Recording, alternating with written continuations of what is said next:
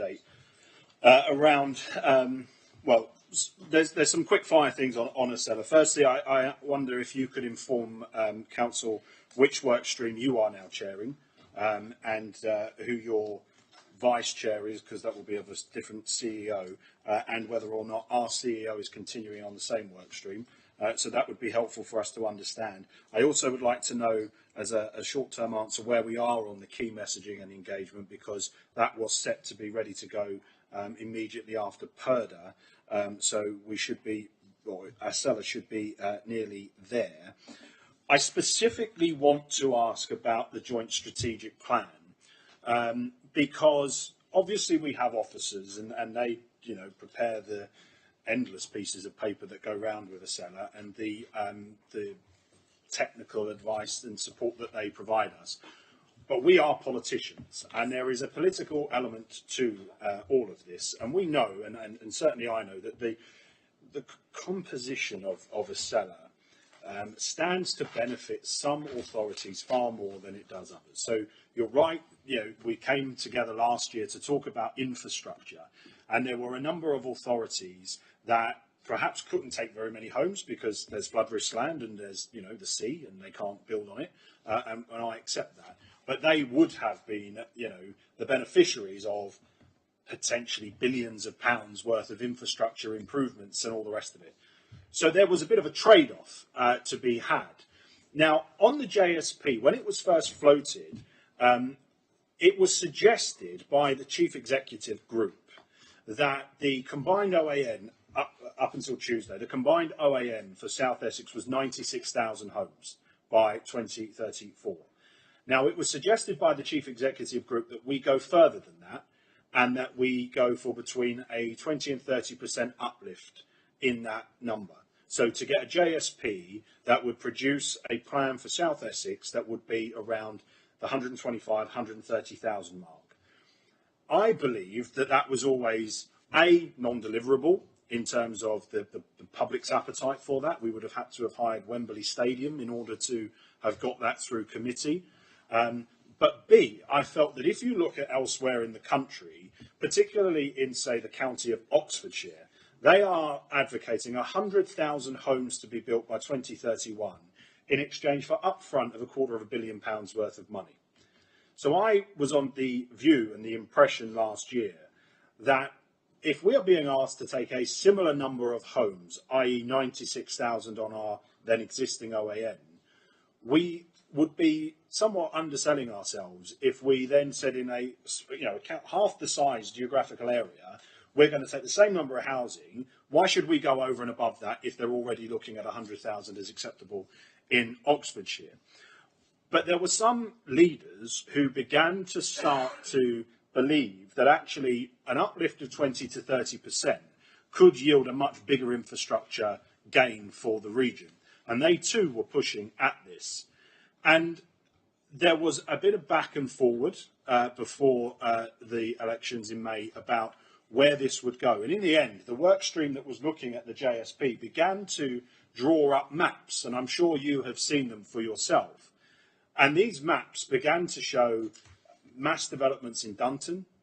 It began to show mass developments in southwest Billericay going over into Hutton, the size of which, if you think 300 homes in southwest Billericay is bad, wait till you see what was coming down the tracks. And all told, it was pushing our number in Basildon towards the 30,000 mark, because it was including unmet need from some of the other authorities. You probably can tell the authority in particular that I'm referring to. And so I kept pushing back on that, and I kept making it very, very clear that that number and that plan was not acceptable.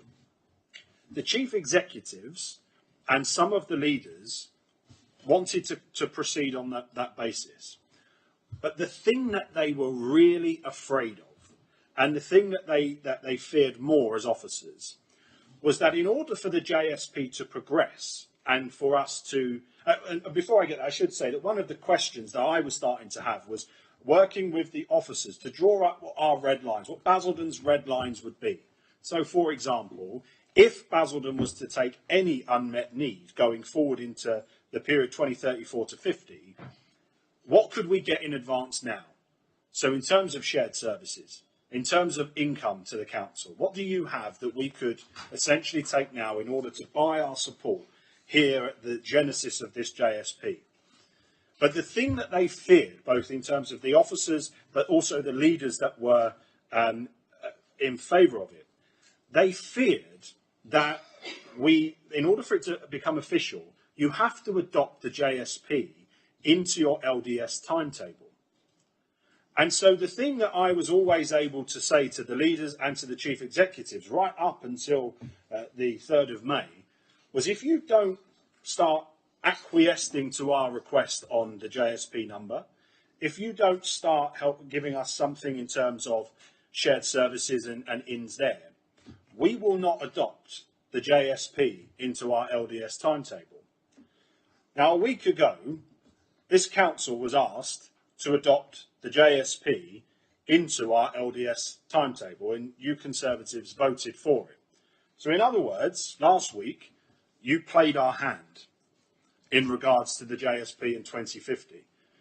So I want to know now tonight, what is your new safeguard and what are your red lines so that we stop the JSP and ASELA becoming a Bill Dunton through the back door, build in excess of 20,000 homes in the borough. I mentioned earlier the locally led development corporations that are now in existence.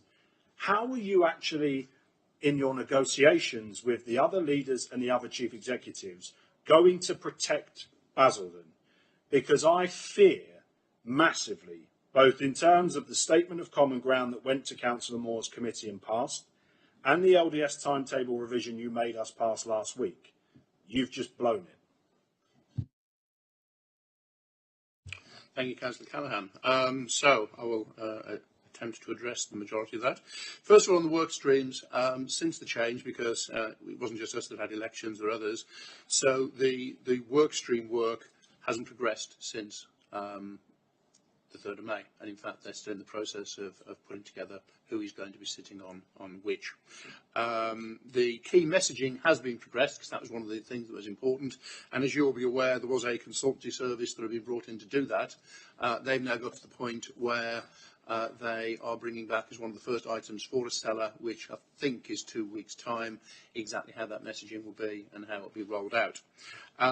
With regard to the 96,000 homes, my viewpoint, and we've never spoken, so it was just my view, that was the idea of throwing more money, more houses in, and this goes back to what I said about the local plan. If you haven't got the ability to deliver the infrastructure on the work you're given, saying we'll do even more houses on the basis we'll get the infrastructure that we actually need is actually a false premise. And I actually believe that, in fact, that is the line that we will continue to take, that there has to be the recognition that we need infrastructure. Infrastructure has to come first. It's got to be appropriate infrastructure. It's got to be the right thing. And saying we'll build even more homes just to get the infrastructure that would support the less homes is wrong. And therefore, there needs to be a link with the appropriate infrastructure for the size of development.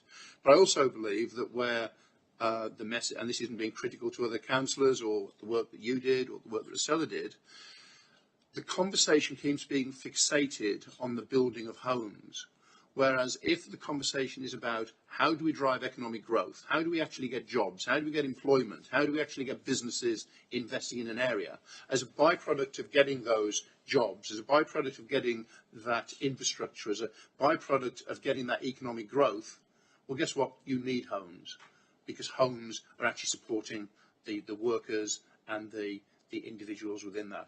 And therefore, to me, the message has got to be about how will ASELA take forward and drive the economic growth of South Essex, how will it actually deliver on that. I actually would go further than what you say. I don't think that it is deliverable, 96,000. I don't think that it's a proper argument to have. And in fact, as I said earlier with regard the North Essex proposals, the planning inspectorate don't either. Well, the planning inspectorate, the message they sent, which is very clear, they want to see the money from government and commitments from the government as to what infrastructure they're going to provide. Otherwise, they're not going to pass the North Essex plan. I don't know for sure. My understanding is that the Oxfordshire whole deal has been either rejected or is being re-looked at, but I'm not as au fait, and I'm not going to try and pretend that I am. With regard to the councils there is one particular council, I'm not going to name them, that seem to think that of the 90, and they're talking 90,000 in all the conversations in the meeting I've had, not 96, but 6,000 is nothing in the context of what we're talking about. But one of the particular councils seem to feel that they can take on the majority of that. Now, whether they are right, whether they deliver on that, is another matter. But certainly the conversations they're having is that they believe with their plans and their strategy, they can take on a larger amount. But the thing that you are majorly right on is the fact that these conversations need to take place. The reality is that if ASELA didn't exist, it gives the government the excuse and the ability to bring in a corporation to actually inflict and impose upon residents and us those sort of targets. So there has to be progress, but that progress shouldn't come at the price of bowing down to the government and just saying we will do whatever figure government come up with. I am critical of the OAN number that we have now, and I'm critical of the new number that's being given, because it's a national formula. It's a national formula that is unproven, can't be tested, and isn't there. But if you start to talk about the economic growth of a region, you start to get the evidence yourself, because if all of a sudden there are businesses opening up, there are jobs required, there are people needed to live in homes, that actually supplies the evidence in itself, rather than a formula that's come off the back of a civil servant's matchbox. I mean, look, I appreciate what you're saying. I think we come back again to the discussions at the start of this about, it's the same tired argument. I think the reality about ASELA last year was that there was a consensus in the room that simply saying that we don't want to build those homes and we can't deliver those homes, it just isn't going to wash. And if that is the argument being advanced, then exactly what you just said at the end of your conversation about the government are going to come in with a development corporation is going to happen. And we've seen it in the last fortnight. They have made the decision to change the regulation of the New Towns Act to make that possible. But I suppose the two things from that. First is around the Thames Estuary Commission. I'm sure you've read the report that came up, because that's very clear about all of the evidential base around economic growth that you've just discussed. And potentially more worryingly, that is advocating a minimum of 1 million homes in the region, which when you look at South Essex and the division of formula, it comes to roughly 176,000 as a minimum for South Essex by 2050. So you see where the kind of tension lies. You're saying 90,000 or 96,000, not deliverable, can't do it. ASELA, up until last year, was saying, well, we should be pushing for 125 as the compromise, around 130. And the government is saying that in order to maximise economic growth and an additional 190 billion of GVA, 1.3 million jobs, we want 176,000 homes. Basildon seems a long, long way away from either where the government are or now, and this is the point, this is what I'm trying to get at, having something to use in the negotiations on 2050 that can help leverage some kind of, or a bigger say in it. And I just come back to this point. If you are wedded, and I take you at your word that all of you are wedded to this idea that you're not going to build 20,000 homes, you're not going to build 21,400, you're not going to do it. If you're wedded to that idea, why are you in the JSP? Why did you ask us last week to sign up to the JSP? You could have come out of it. You don't have to do it. It takes an incredible amount of officer time and work, and from my point of view last year, hours and hours of work on this. If you're not signed up to it, if you don't agree with the direction of travel, take the council out of it. If that is your decision as leader. But if you're going to stay in, you are going to have to come up with something. And the thing we had in our pocket up until last Thursday was to say, well, we won't make the JSP official. We will not put it into our LDS timetable. What's your plan for that? Again, you've raised some good points. I think one of the points you raised, I'm going to give you the credit that maybe just a mistake. I didn't say we are not going to build. I said that the infrastructure has to be the driver. And if we have the infrastructure, it allows us to build. Without the infrastructure, we don't have the ability. That's what I said. So at no point did I say we are not going to build 20,000 houses. What I said is we don't have the infrastructure. We already know that based upon the figures, we don't have the ability to provide that level of homes, and adding extra homes onto something we can't provide anyway, given the current infrastructure, is nonsense. And I stick by that. With regard to the Thames Estuary Commission, their 1.2 million. Also, of course, I mean, you said you broke it down to 176,000 in South Essex. So it's interesting how you've come to that particular figure, because the Thames Estuary Commission are actually working on a figure across both South Essex and Kent.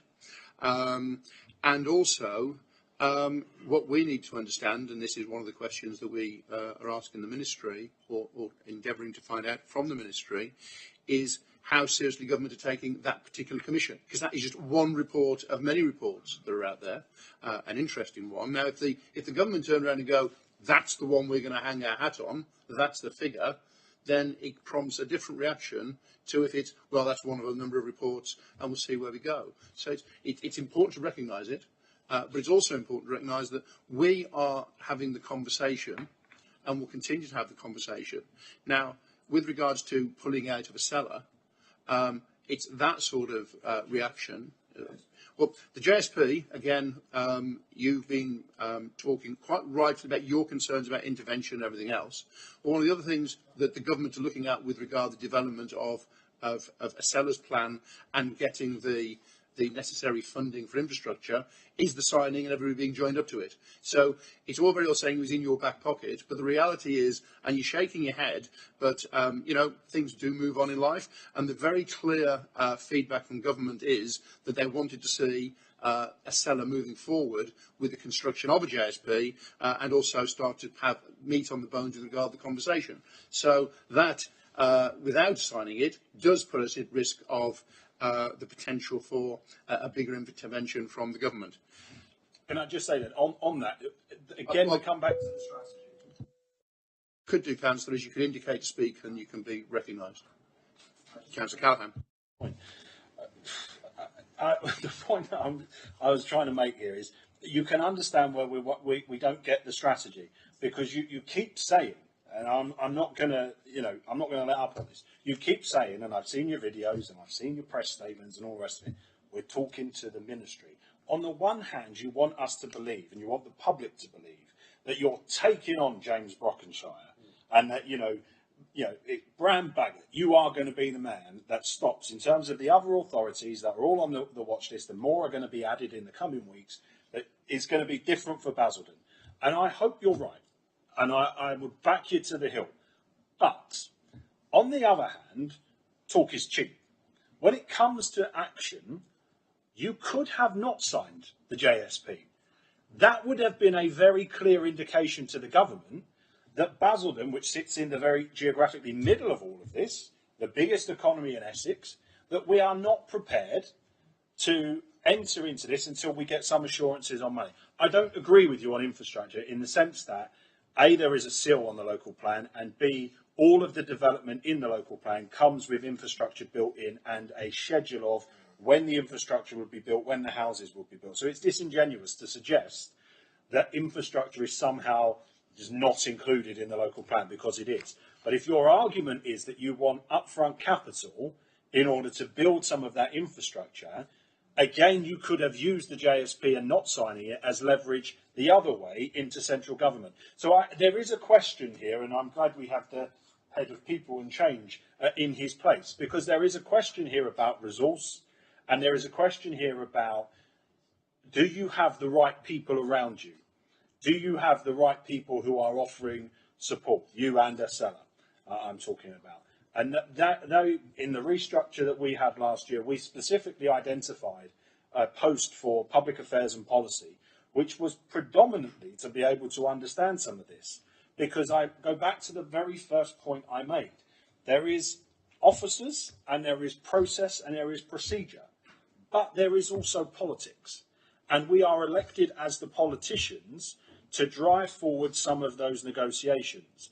And we have to be the ones having those discussions, both with the ministry and with the ASELA group. So, for example, when you do go to see James Brockenshire, I hope that you are going with a proper set of objectives and a proper set of exemptions that you want. You could have used the JSP, and all my point is, take steps, go away from it. I don't expect you to say it tonight.